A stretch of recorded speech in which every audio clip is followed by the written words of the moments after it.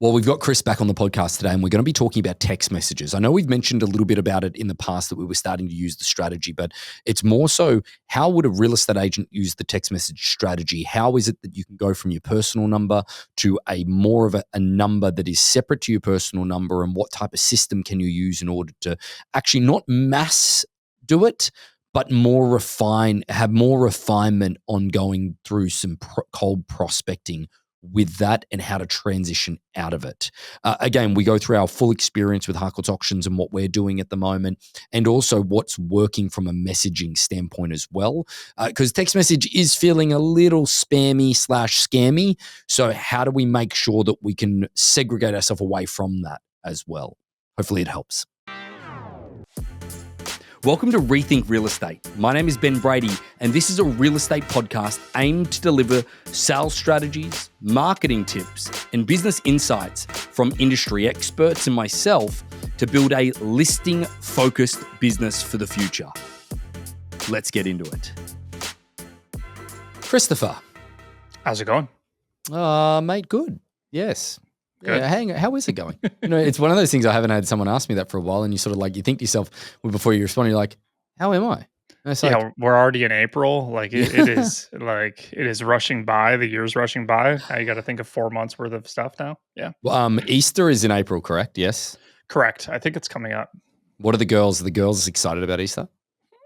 I think it's kind of like they're always excited about any holiday. So their grandparents do a very good job, especially Danielle's parents do a very good job of sending them stuff on every single holiday. So they dress up the house, and like they put little stickers on all the windows and stuff like that for every single holiday. So I think they just get excited on the fact that it's something new to do, like whether it's St. Patty's Day or it's Easter or Valentine's Day, they're just excited. Well, the thing that sounds mortifying. I just need you to know that, because I fucking hate putting a Christmas tree up, let alone decorating the house for every fucking holiday. That's right. Okay, but mate, that's lovely. You're doing the right thing with the kid. That's fucking great. Okay, Easter is a different thing in Australia. It's big. It's big. It's massive. People get 4 days off work. It's ridiculous.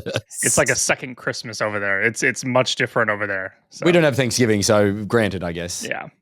So, mate, we're going to talk about the world of text messages today. I know that we've touched on it a little bit in previous episodes around us doing it, but you've really sort of, I'm going to go as far as to say mastered, sort of how we can use it from a more larger scale perspective, and how it's complemented some of the stuff that we're doing at the moment. There's a few caveats with all of that. We've got to get messaging right, all of that stuff. First and foremost, though, I want to ask you, it's a loaded question, because I think I know the answer of what you're going to say. Have we gotten to the point where text messages has become almost spam-like to an extent? I think everybody in the United States, I don't know about other countries right now, but we are all getting bombarded with text messages when it comes to anything. I get spam text messages pretty much every morning. I go through and I delete, 3, 4, whatever they are. And it's everything from your toll is you get that's scam, I guess. Yeah, scam. Different. Yeah, exactly. But you kind of get lumped into those if people don't know who you are, because they fear that you're trying to take advantage of them in some way, shape, or form if they don't already have your phone number saved in their phone or anything like that. So I think when you're putting together emails when you're putting together any type of outreach whatsoever, that's where the personalization comes to make it so it doesn't feel spammy, it doesn't feel scammy, it doesn't kind of hit those levels. The more personal you can make each text message or each email or each anything, will save you from those downfalls, and those hurt your response rates, those hurt everything, open rates, everything like that.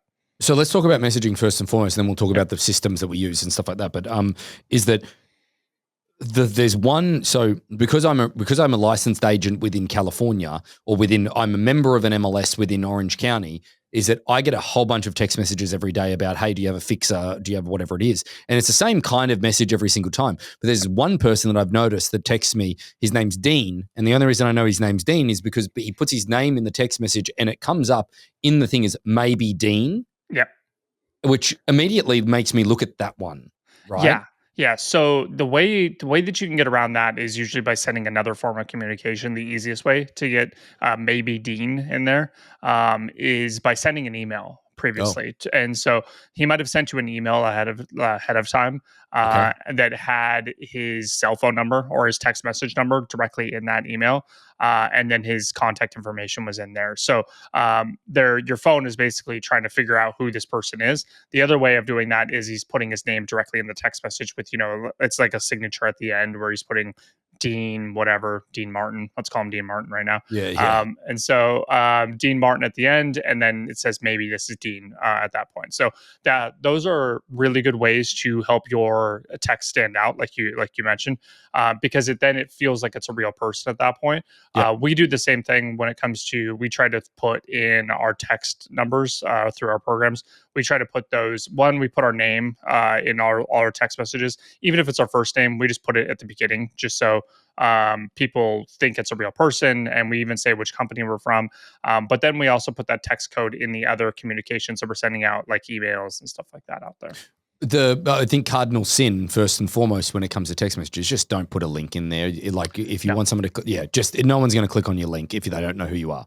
Yeah, again, that's where people feel like they're gonna get like attacked, like it's malicious at that point, where they're either gonna get a phishing attempt or anything like that, where that link's gonna cause harm to them. So that's where just don't put any links in there. The main goal of most of our communications these days is to get people on the phone. Like to get people on a one-on-one conversation directly on the phone, because you're never going to win business directly through a text message. You're never going to win business directly through an email. It's to get them on the phone, Yeah. talk to them. Even if you already have a previous relationship with them, your main goal should still be to be one-on-one, get on the phone, and that's where you guys can shine. It's funny though, Callista does the volume of follow-up for our business when it comes to buyers that have come through a property and agents that have come through properties, and does the follow-up leading into auction day. 90% of them won't respond to a phone call if they don't know the number. And then the lack of response that you get from people, like even on a text message and an email that is sent, like the follow-up sequence that people go through is that if they go to the website or they come through an open house and they give their details, then they get an email explaining the auction process. They then get a text message with the auction link to the property website as a separate link. It's actually not within the text message, so that the photo comes up of the website itself, so it looks a little bit more legitimate. Then 10 days before the auction, they'll get followed up. Then 7 days before the auction, then when the bidding registration to blah, blah, blah, blah, blah, blah. And the volume of people that don't even acknowledge it or respond after 5 to 7 follow-ups is just unbelievable. Yeah, and then they go on auction day and then they ask questions, and it's fucking bizarre. Yeah, that's the tough part too. The outreach that we're probably talking about that's more relatable to real estate agents is obviously reaching out to their database, and so you would hope that you have a better response rate when you're actually reaching out to people that you've had previous connections with, even if it's people you've had connections with, 1, 2, 3, 4, 5 years down the road. So you would hope that you're having a better response rate than just trying to text blast buyers, that are just inquiring about 123 State Street. There's a couple of things that I just want to sort of just circle back on when it comes to the messaging within all of this. Is I think that this is also, there's an element of this that I'm not trying to make excuses up for agents to do cold prospecting through text messages because it's way easier, but I use this example all the time, is that I got a text message from a Compass agent in my marketplace. They've got no idea I'm in real estate. They sold a property around the corner and they literally said, "Hi, Ben, this is Jane from Compass. I just sold 123 Smith Street. I'm putting together some local area reports on what properties are worth. Would you like me to do one for your property?" And it was just so simple. I'm like, "Yes." She's like, "Can I have your email address?" I gave my email address. I had the report by day's end. That right there, if I'm not if I'm not a real estate agent, I am going to continue to communicate with Jane through text message for a very long time about anything to do with real estate. I actually don't really want to get her on the phone. For me, like, trust me, Jane wants me on the phone, Yeah, but 100%. I don't want to talk to her. Right. Yeah. So that is just, it was such an easy interaction that then if she plays her cards right, if I've interacted with her, even in that sense, she's my agent I'm calling in when I'm looking at selling. And even if she never tries to get you on the phone, like I Yeah. understand her there should be an automatic of trying to get some instant gratification out of those conversations where, she probably gives you a call 1, 2 times within the first couple of weeks, seeing if you digested the information and see if you have any more questions. Like that should be the goal from an agent standpoint. Do you think that's right now, Chris? Because like just knowing people at this point, Yeah. like what we do, and maybe I'm a little cynical. I don't believe anyone really wants to speak to anyone on the phone. So, Maybe I'm so, wrong. so if you said yes to getting the information, I emailed the information over to you. I would just do a quick follow up, and my voicemail, if I left a voicemail when they didn't respond at all. Hey, just wanted to check in, make sure you got the information. You don't have to respond if you don't want to. Like I would almost call that right out. Like Yeah. I would say, hey, just wanted to make sure you digest the information. If you have any questions whatsoever, feel free to reach out to me. I'm available anytime to answer any of your real estate questions. Like I would just be helpful in that voicemail. And then I maybe send one of the text messages saying, hey, just wanted to check in and make sure you got everything. It didn't go to your spam folder, XYZ. Like, and I would just reach out that way. And then I would put them on a drip via email. Like, and I would Yep. say, every couple months, I would give them something else that's real estate related. Just stay top of mind in their email inbox because you already transitioned the What do conversation you from think? one medium to the next. What do you think about like one text maximum a month about something that might have sold in the market? Yeah, yeah. If you're like, that's where I would say that's the drip campaign. Like I would say, well, however you want to do that, whether it's email, whether it's text message. Yeah. Again, I don't want to put any links in the No, thing, no, but because it's like almost presumptuous. So how I would have played that though, and tell me if you think I'm wrong here, because then we'll get back to the main point of this, which I've got a really strategic question because we're talking about your own phone number that is texting a person at the moment. There's a whole other avenue here that we definitely need to talk about. yes, But like let's say that I text Chris and Chris, I got your number. yep, Hey bud, hey Chris, this is Ben Brady with Harcourts Auctions. We sold 123 Smith Street in Gig Harbor. It sold for XYZ. I'm putting together some CMAs. Would you guys care for one? Yes, that'd be great. Okay, what's your email address? Then a week later, I would have just followed up on a text message. Go, hey Chris, I wanted to see if you had time to go through the report. Do you agree with the value of some of these properties? Or like I would have given a value or a range of what I think your home is worth. So I go, do you agree with the range that I gave you? yeah. Right? I mean, I think that Like provocative. yeah, or go. That's where I would say, do you think your home is more or less than the range that I like that way that you're asking a direct question, like while they don't have to come up with like a like if you're going to them and you're saying like what do you think, now they have to have their own Yeah, insight. But if you just say 100%. is it more or less Yeah. than what you think I quoted at, then But all of a where, sudden they're like less. Okay, so why do you think it's less? Like they're never yeah, going to yeah, say less, but yeah. okay, it's more. Oh, why do you think it's more? Did you do any recent renovations or have you changed this? Now you're learning about the property, now you're asking more detailed questions, and now it's Yeah, and getting a you're little also bit more in learning depth. of if they're a fucking psycho as well. But That too. but Chris, hear me out on this part. The thing where I'm thinking in my own mind, see, I'm following up on a text message to say, hey, did you get a chance to have a look at the report? Do you agree with the range? Mhm. Or like, do you think but do I address in that text message, hey, I'm trying not to bother you with a phone call. Like, do I address that? Because I would think sometimes, and I'm going back on what my own strategy would be here, is that I'm thinking here is that if I get a second text message about that report, I may respond to that with that provocative element of it. But then if it keeps going on, it could be like, is this a fucking real person? Yeah.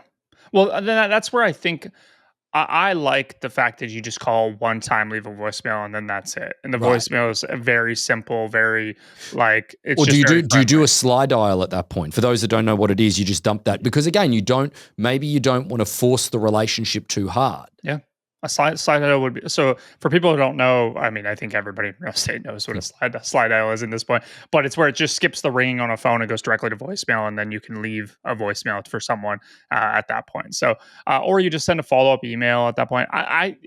In my opinion, it doesn't really matter where the communication is coming from. Text message does feel like it's a little bit like, man, this could be AI at this point. Like it could be not a real person, and now it's Yeah. a little scammy. But if you're already transitioning it to an email where you have your signature, you have a photo of yourself in there, and all this stuff, then it's becoming a lot realer at that point. It's a lot more genuine and a lot more authentic. So Yeah. that's probably where I would go at that point. Okay. So we're talking about there's a lot of different things and people have a lot of different opinions on how to approach this. But let's talk about this from more of a practicality standpoint, Chris, because if I'm a realtor and I'm sold a property at XYZ Street in Gig Harbor and I'm going to prospect Gig Harbor, Yep. there's still a lot of people that I'm going to have to text message individually, get their names, get their phone numbers and all that stuff. But that is a text message direct from my phone. However, we're using a system because we're doing it to thousands of people where it isn't actually your individual cell phone number and it's the system itself. So that transitions into, thousands of people. What do you think the opinion, like obviously we need to have ours as a separate phone number from our number. They have to be approved so they're not spammed, all this type of stuff. If I'm an agent though, prospecting anywhere between 500 and 2,500 properties, I should keep it my own number, right, and do it manually? It depends on the frequency. So if you're doing 500 to 2,500 a month, I would probably be looking at a completely separate system at that point.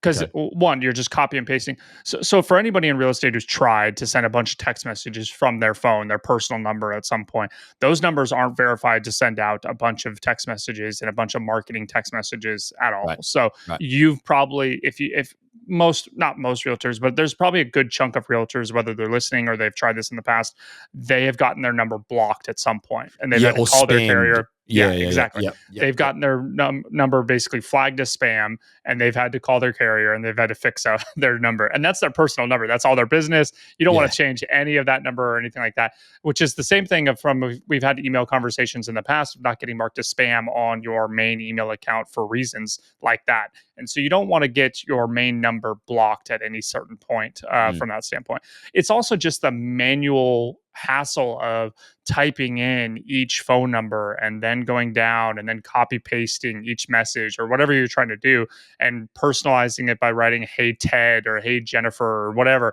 on each message and then going that route. That's where it just becomes way too cumbersome. If you're doing a street or you're doing a couple blocks, your personal number is going to be perfectly fine. And these are people that you should theoretically have opt-in status to send any text messages to. But oftentimes, most people don't. And most text messages that you're getting, you have never opted in as well. So it's just one of those things. We use a program called Sales Message, that's Sales MSG, that we have gone through and we have loaded in our database in there. And we have also gotten a couple phone numbers that are local to our areas. Those phone numbers, if anybody replies to them, we have an app on our phone that basically runs like our text message app, and we can respond directly into our text messages in there. And if someone calls that phone number, those phone numbers are automatically forwarded to our main lines. And then people call our phone numbers at that point. Each area code that we have in there is local to where we are sending from. So, for instance, Gig Harbor right here, we actually have 3 area codes really It's close such a small to each other. location. Oh, Yeah, okay. well, not for us, but if we're going to be an agent in Gig Harbor, we're probably an agent just north of us, and we're also an agent in Tacoma, and we might do some stuff in Seattle if the money's right, and we might do some stuff in Olympia. So we kind of cover a big base just because there's not a lot of real estate. Like California, you could sit in one location, you could be perfectly fine. And when you're in these like more not rural but like smaller cities, you're going to be markets. micro markets, you're going to be going different areas. So we could have a 206 area code, a 425 area code, a 253 You're used or to 360. you're used to in different numbers calling you, whereas I'm used to, like, I can just tell you, I'm used to 310, I'm used to 949, I'm used to 619. And that is it, really. Yeah, and those ones are kind of mixed all through the area. Like it's not like this. I mean, yes, their Inland Empire is one area code, and then like this area is it's supposed to be like that. But Southern California is a little mixed, where all the numbers are kind of intertwined with each other. Here, they're very segregated. Like 360, I do know exactly where that's at, and 206, I know exactly where that's at. And so, if I'm doing a property or I'm reaching out to people in those specific areas, I might want a 206 number, but I have a 253 number. 206 numbers look down on 253 numbers. Like, let's just say that. Like, those 206s are Bellevue and Seattle, and then they look at 253 as like the Tacomas of the world and all that stuff. So they look down on us. So you might want a 206 number, and that's where these programs allow you to go in and actually pick your numbers and then have 2 separate lines at that point that you're controlling. I see a couple of upsides to this, right? Somebody's literally, we've either lost them or they're like, no, there's no way I'm going to send a text message from a separate number. That's just scammy and whatever it is. It's like, no, but hang on. Let's say there's one thing, like if you've ever tried to take a break or you have a team or you have an assistant or you have whatever it is, you cannot forward text messages. You can forward your phone calls and your phone ringing, but you cannot forward text messages. Nope. So that's one of the upsides, I believe. Second to that as well is that it's all of those different things that you just mentioned about like not getting blocked numbers, like the volume of people that I've picked up for that says possible spam and they're real people Yes. that I know. It's because they've been flagged by sending text messages out from their own numbers and stuff like that. So there's a real distinct advantage. And maybe you just, and when a client becomes a client, then it is a quick conversation. Hey, I use this system, to send out messages so that it's easy to communicate. I'm going to transfer you onto my actual number. Can you please save this contact within your phone? Like once they Yeah. become a client. And our team basically handles that as I have my personal line and I have my work line. And so they say their work line's their text message line, the one that we set up for them. And then their personal, hey, I'm going to give you my personal phone number so you can reach out to me at any time, any hour, for any of your needs whatsoever. And that's where you give them your main phone number at Right. that point. Most businesses have multiple phone numbers. And if you think about it, back in the day, we used to have office lines and we used to have mobile phones and all this stuff. Now we're just kind of transitioning into, we'll have a text line and then we also have this. And the text line is just more prospecting. And then once they convert, you then transfer them into your personal life. And then your main text inbox and everything, all the messages that come into your main phone, that is your hot leads at that point. That's the people you're handling every single day. So final question on this, Chris, before we wrap it up, is that what has been some of the most successful texts that we've sent out to keep in mind is that our community that we're targeting are agents versus people out there looking at selling homes. What are some of the more successful ones that we've found? So the first text message that we sent out, and as a whole, text messages have been pretty good so far. Like I want to say, one of the first batches of text messages that we sent out was only like 25 texts, and we got one lead, one listing out of it. So Yep, not yep, just one lead, we got one listing. yep. So that's awesome. like Yeah, that's a yeah. win 10 That's times over amazing. again, right then and Yeah, there. amazing. The first text message that we sent out actually didn't have any real personality into them, if that makes sense. Right. They had the agent's first name in there, so we were talking directly to them, but we didn't get a lot of responses. And we didn't get a Okay. lot of responses because they were kind of, now that you read back on them, they do feel spammy. Like they do feel like people can't trust them, or they're not a real text at that point. They're lumped in with all the people who are doing flips or all this stuff. Basically, we were sending out we were prospecting around a bunch of listings that we had coming to market, 12 listings in a specific area coming to market. We prospected around them, and it just looked like we were another auction house, Yep. flipper or whatever like that. The next wave of text messages that we sent out actually got a 30% response rate. So Right. much better. Much like the first one was probably around, 4%. And there was a lot of people saying, who is this? Or what do you do? Or and all that stuff. And they just didn't want any time or day with us. We got a listing out of it. So it's a win for us, but we knew there was points of refinement at that point. The second wave of text message, we actually just said, hey, first name, wanted to see if 1234 State Street is still on the market.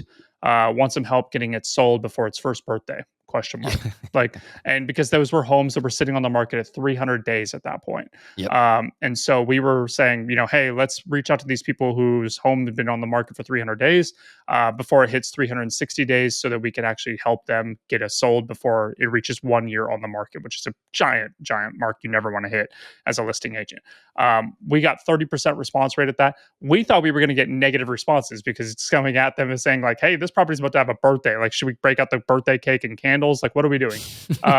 And we actually got a positive response, and we got, I want to say one of our salesperson immediately got 40 responses within the first hour and a half, and he got 5 actual people in his pipeline from that. It gives a point of just being able to pick up that phone then at that Yes. point and go, hey, this is me. I'm a real person. Hey, exactly. Thanks for appreciating the birthday comment. Like it almost makes me think about some of the other timeline ones that we can do is like, hey, you getting ready for your quarterly review on your listing. It's been on the market 3 months now. You know what I mean? It's shit like that. Yeah, exactly. Yeah. So the things I would say, the way you're going to have success with these text messages is, again, getting hyper personal with these, including their name. So it does break a little bit of the spam stuff because not every spam has your name out there. The next one, put the listing address or put their home address or whatever you're trying to talk to, put that in there, and then Specific area. Yeah. specific area, include as many different variables that make you feel a lot more real if you're going to do mass text messages at this point. And the cool part is, if you're running through a system like Sales Message or any of the other text message systems out there, I would say Sales Message we've had probably the best success with, and like looked into a bunch of them. It was the easiest to set up. It had a lot of compliance factors that you got to put in. You got to register your business and all that stuff. But outside of that, it was really simple to put together. You can send thousands. Like you can Right. send thousands of texts, and then you can get all the information out into a place that at least people are going to read. People read their text messages. They Yeah. actually go in and they like it's not going to hit a spam folder or anything like that. So yeah, Well, that's it's also the funny thing about it is that I I can tell you the cost of what social media ads are because I see the amounts that come out of the account. yeah. But I don't think I could tell you what the cost of the text messages are because it's pretty insignificant. We've spent $150 in the last 30 days. There you go. And so 150 in the last 30 days is what we spent on text messages. And we've already got one listing out of it. We probably have 7 or 8 leads coming from it already. Yeah. Can I ask a question about Yep. this though? Because we've often said with the email stuff, sometimes, like you said, something that I've used a couple of times now when I'm speaking to people is sometimes sending an email and getting them to see your name in the inbox of Harcourts Auctions, even if they don't click on it, is worth something, right? Yes. I don't think we should take that strategy with with text message, right? I still think it helps. So there's the visibility standpoint. Like, yes, we're not putting in front of them every single time. Like it's Harcourts auctions. Like sometimes we're just provoking a conversation at this point, and we try to put in, it's Matt from Harcourts, or it's Chase from Harcourts, or it's Chris, or it's Ben, or whoever from Harcourts. We try to put that information in there, so that it does give us a little bit of name recognition. But we're not putting links in there. There's no imagery of our logo. There's nothing of that standpoint that to gain a little bit of marketing or brand reputation in their mind. Like we're not putting a lot of those things. So there's some weight. And I was talking to the guys today about this too. It was like when we send out the text messages and then they get an email and then they also get a Facebook ad, like that's that multi-touch attribution that we're still trying to figure out. And a lot of businesses are trying to figure out. So I still think there's some weight in it, but I wouldn't put as much weight as like them getting an email with our actual email or seeing an ad where they see like actual imagery from us. Like there's probably weighted levels of this, and text message is probably the lowest, but it's also the highest open rate at that point because every single person is going to open a text message to most people. Like I would say we're probably getting a 90% 90 to 95% open rate on text Wow. messages. Okay. All right. Well, there you go. Yeah. To clear them out. Like there's not one that Yeah. I've never opened. Yeah. Exactly. It's not like they're going through and they're like actually taking it to heart, but they're actually seeing it. Like they're getting a little bit of sight on it. Unless they're like Callista, where on her phone she's got like 400 and something unread messages. Like, That's oh me. my God. You want to know my number right now? Mine's No. people hate my number. 671. 671. Mate, there is something wrong with you. I just need you to know. No, that. I leave all the promotions like if I click on this Mariners one right here, it's I get one every day for the Mariners. This probably just cleared out 100. So I get like Mariners season ticket ones, and it gives me all the promotions, and I'm like, I know all the promotions. That's right. So. Hang on, let's finish the podcast on that, mate. How are you feeling about the Mariners this year? We've just started the season. How is a loaded question? It's been a rough start. Oh no. I feel like we got 157 more games to go. So yeah, that's what I feel like. So hopefully in October we're still talking about the Mariners. That's the goal. So there you go. All right, mate. Thank you for that. I think that's good information, and because again, I think that it's a miss. I don't think it's underused. I just think it's a misused strategy. I think it's one of those ones that I think is a little difficult for realtors to jump into full steam because of the compliance and setting up a new number and getting the numbers to then market to people and have people opt in or market entire farm and stuff like that. I think that's probably the hardest part to go in. Start with a simple thing of like going through sales message, figuring out what you need to set up the compliance, and then market around listings. Like Ben said, if you market around solds that are in the specific neighborhood, or you market around your own properties that are going on, like I think that's probably the text message you brought up. I think that's the perfect starter path. And then from there, you guys can figure out exactly what you're trying to market. Thanks, mate. See ya. So about 75% of our audience hasn't liked, followed, or subscribed to our podcast. It would mean the world to us, and it would help this podcast more than you know to expand our reach if you were to like, follow, or subscribe on any of the platforms that you're watching or listening on. Thanks again.